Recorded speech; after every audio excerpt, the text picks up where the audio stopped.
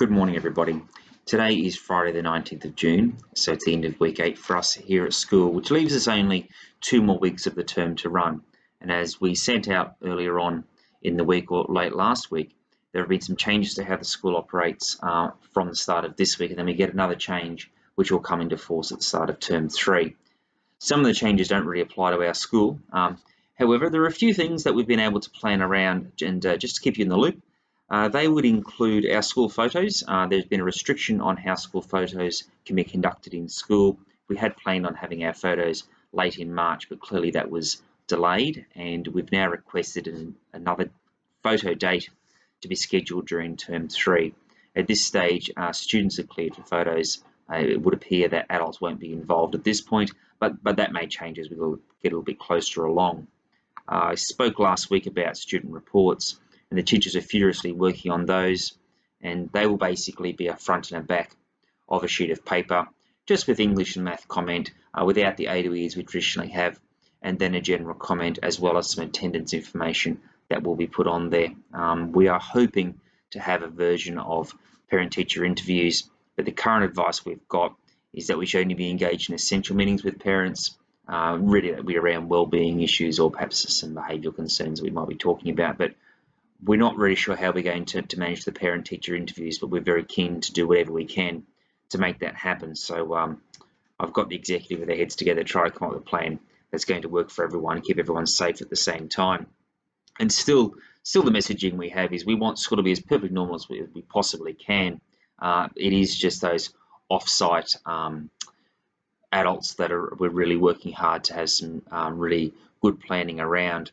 And I spoke last week about the importance of us being able to have some sign-in procedures here at school.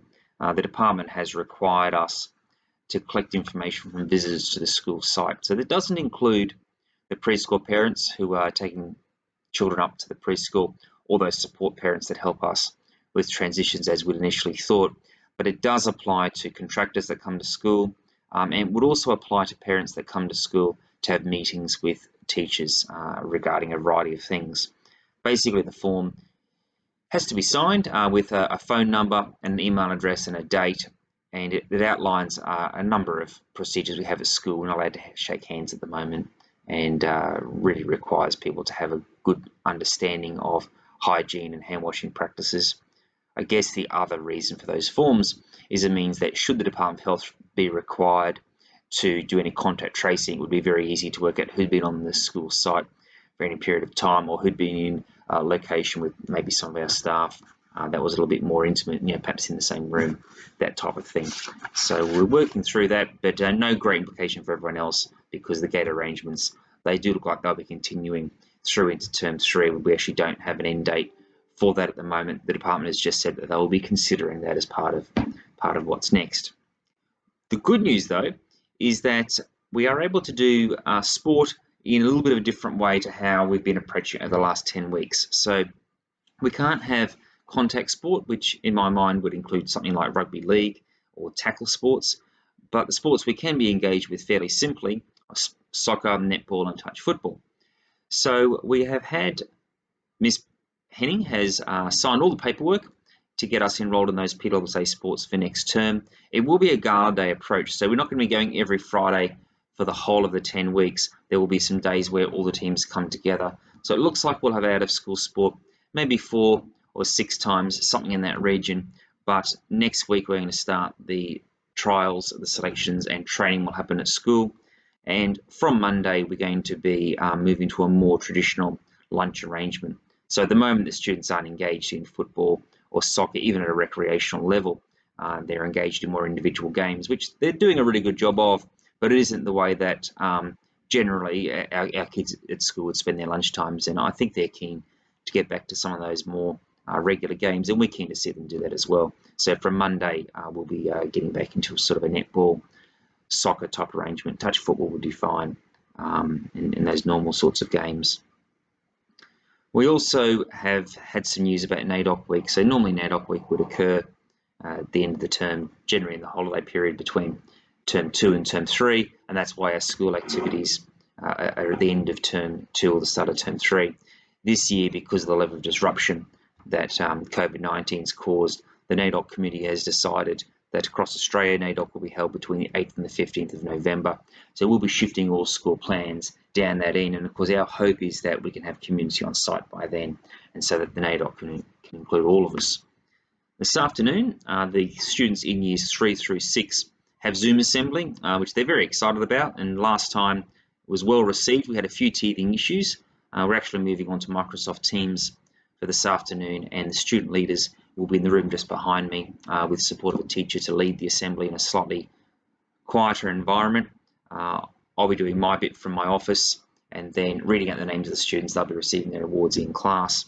That will be our last trial assembly, and what we're really gearing up towards is what's going to happen with badge assembly. And I know lots of parents have been keen about that. So as I said last week, the categories, or the criteria rather, for silver badge will be very carefully looked at.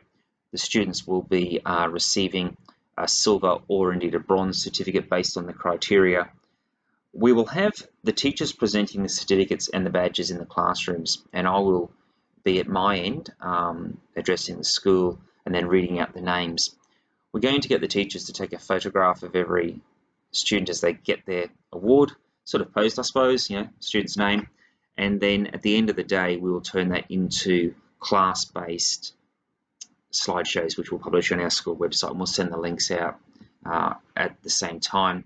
So currently our thinking is that throughout the day on Thursday in the last week of school, which is the 2nd of July, that's when all of those badge assembly video conferences will happen. We're dividing them up into one big assembly for years 3 through 6 because they have experience with video conferencing, but the younger students in the school haven't yet had that opportunity.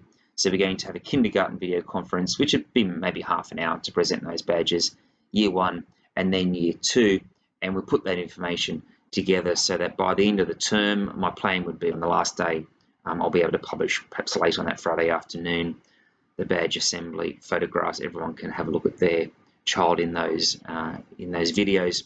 What it does mean is for students that don't have permission to publish those, they won't be able to be put onto the website. And at the moment we have about 60 students throughout the school. It might just be that parents aren't aware that they haven't had the right box ticked, or it might be that they've made a conscious decision. So if your child doesn't appear in there, that's the reason why. It means that they haven't got permission to publish, and so as a result we can use photos internally, but because the intention is to put this outside the school via the website, we have to have a slightly different protocol. The other thing that's on my list for today is just around absenteeism. So last week I was letting everyone know we had generally around 110 to 118 students absent last week. We've done better this week, but today we still have 91 students away. And I did a comparison. This same day last year, we had 57 students away this day last year, and the weather was nice on the same day last year as well. So there's still some work to do around that. Everyone can help us out with getting the students in. That would be just fantastic. We are still noticing that late students are an issue for us, and that's probably because the management is becoming harder. I'm not suggesting we have more late students now, but it clearly is an issue for the school. So the school bell goes at 8:55. It's really important that students here before that. We can't have students on site before 8:25, as you do know. We are pleased, though, with how quickly we're getting students off the site in the afternoon. And the reason for that largely is because we've dipped into school time by about 10 minutes to help muster the students and to make the afternoon efficient for the parents. We are worried at the same time, though, that if this continues, and the department's advice is that it's likely to do so, that taking 10 minutes out of every school day over a period of time really adds up. And there's only 4 3/4 hours of teaching hours in a day. So we take 10 minutes out every day. It's a big percentage. So we're monitoring that. We don't have a solution at the moment, but we will continue to work with that. The last thing from me this week, which is a fairly brief update, I guess. The last thing this week is around the Canteen. And I know the Canteen's app crashed one day this week, which caused a bit of a drama. So we're very sorry about that, a bit beyond the Canteen's control and beyond our control.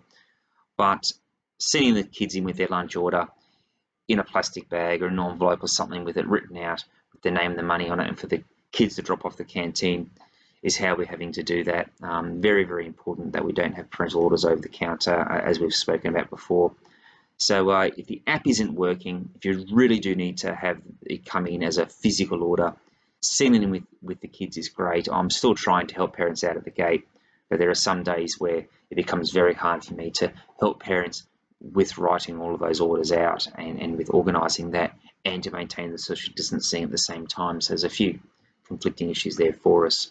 But other than that, we don't have any great new news. It's just a case of consolidating the position that we're at, and hopefully it'll be a great weekend for us. We have 2 more weeks to go of this term, and then by the time we get back next week, or next term rather, we're going to be experts at the new routine. So from everybody here at Lethbridge Park, we hope you have a great weekend. Looks like it's been a cold one. For the students that come in, they don't seem to feel the cold. Certainly we do.